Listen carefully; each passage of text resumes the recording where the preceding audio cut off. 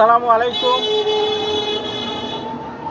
দর্শক, আমি এখন গাজীপুর 1 আসনের মোহাম্মদ ইসলাম ফিরোজ স্যার, উনি এমপি প্রার্থী, তিনি এমপি হিসাবে সবার দোয়া প্রার্থী। আমি এখন তার সাথে কিছু মত বিনিময় করব, আপনারা আমার সাথে থাকবেন। আসসালামু আলাইকুম।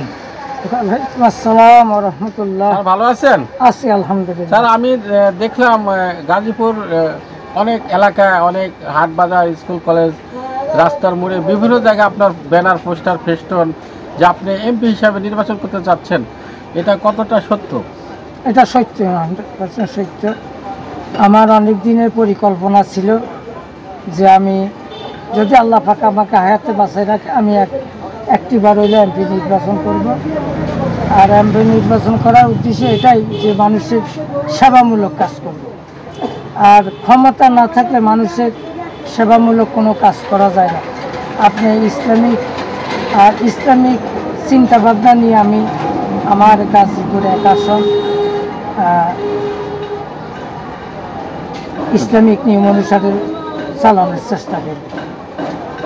আচ্ছা স্যার, আপনি বর্তমানে কি পেশায় নিয়োজিত আছেন? আমার ওই যে প্রিন্টিংয়ের ব্যবসা, আর্টের ব্যবসা, আল্লাহর রহমতে মোটামুটি ভালোই চলে। আচ্ছা, আমি যতদূর জানি যে একজন এমপি প্রার্থী হিসাবে এমপি নির্বাচনে যথেষ্ট খরচ, এই খরচের ব্যয়বহুল যে খরচটা, এটা আপনি এককভাবে নিচ্ছেন না কোনো রাজনীতি দলের পক্ষ থেকে আপনি সাপোর্ট নিচ্ছেন? না, আমি তো কারো আশা ভরসা করি না তেমন। আমার কিছু বিভিন্ন সংগঠন আছে, তারপরে আমি সম্পূর্ণ নিজের প্রচেষ্টায় আমি এটা এগিয়ে গেছি। যদি আল্লাহর তরফ থেকে কোনো সহযোগিতা আসে, সম্পূর্ণ আল্লাহর উপরে নির্ভর করে আমি আল্লাহ পাক টাকার যা পাইতে রাখছি, পাস করি অথবা ফেল করি, তা আল্লাহ পাক। কিন্তু সম্পূর্ণ নিজের উদ্যোগে আমি এই এমপি নির্বাচন করতেছি। এখন আল্লাহ যা পাইতে রাখছে তাই হোক। তার মানে আপনার স্বপ্ন ছিল অনেক দিনের? হ্যাঁ, অনেক দিনের স্বপ্ন ছিল। তবে কোনো রাজনীতি দল, বাংলাদেশে তো অনেক রাজনৈতিক দল আছে, আপনাকে যদি কোনো প্রলোভন দেয়, টাকার প্রলোভন বা আর্থিকভাবে সহযোগিতা করতে চায়, সেক্ষেত্রে কি আপনি এককভাবে নির্বাচন করবেন না রাজনীতির সাথে তাদের হয়ে নির্বাচন করবেন? আপনার মনে রাখার তো ইচ্ছাটা কি? দেখুন, ব্যাপার হলো এ পর্যন্ত বাংলাদেশে অনেকগুলো রাজনৈতিক সংগঠন আছে। আর এ পর্যন্ত আপনার বিভিন্ন দলে ক্ষমতায় ছিল। এদের কালচার, চরিত্র, এদের চাল চলন, এটা প্রায় জনগণেই জানে।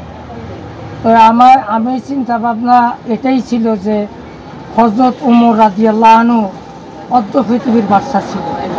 উনি যখন রাষ্ট্র পরিচালনা করছিলেন, ওনার কোনো বডিগার্ড ছিল না, ওনার কোনো পিএস ছিল না, তারপরে ওনার গাড়ি বাড়ি ছিল না। উনি সাধারণ নিরীহভাবে মানে চলাফেরা করছে, নিরীহভাবে। আজকে দেখেন, সাধারণ একজন চেয়ারম্যানের সাথে মানুষ সাক্ষাৎ করতে সুযোগ পায় না। আর অর্ধ পৃথিবীর বাদশা ছিল উনি। মানুষের হাইটা জনগণের খোঁজ খবর নিচ্ছে, সেবা যত্ন করছে।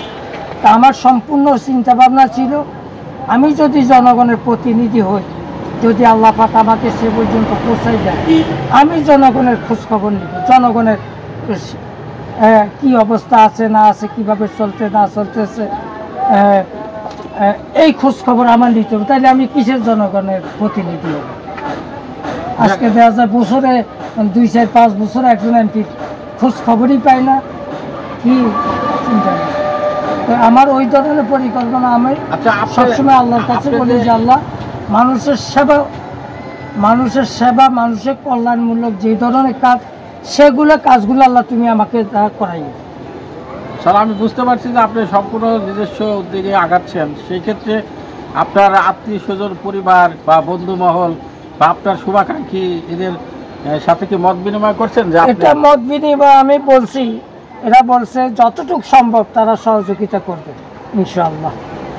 তারা বলছে সহযোগিতা করবে, কারণ তারা আমাকে অনেক দিন ধরে দেখতেছে যে আমি নিজের এখন আমার দত্ত হলে আমার যে বয়স, আমার এক পাপায় কবরে চলে গেছে।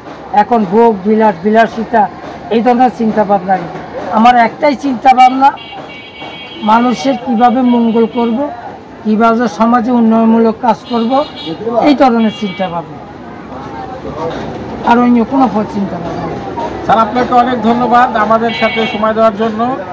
দর্শক, যেহেতু আপনারা একজন গাজীপুর এক আসনের এমপি প্রার্থী হিসেবে তিনি নিজেকে ব্যানার ফেস্টুন পোস্টারের মাধ্যমে পরিচিত হচ্ছে, আমরা আশা করি এরকম একজন সৎ নির্ভীক লোক আমাদের এমপি হিসেবে আমরা দেখতে চাই। আমরা সবাই ওনার জন্য দোয়া করব, সেই শুভকামনায় আজকের মতো ভিডিও শেষ করছি। আসসালামু আলাইকুম ওয়া রাহমাতুল্লাহ। আসসালামু আলাইকুম। আপনাকে ধন্যবাদ। আপনি আমার জন্য দোয়া করবেন যাতে আল্লাহ পাক আমার সে আশাটা পুরো করে। জি স্যার, আসসালামু আলাইকুম।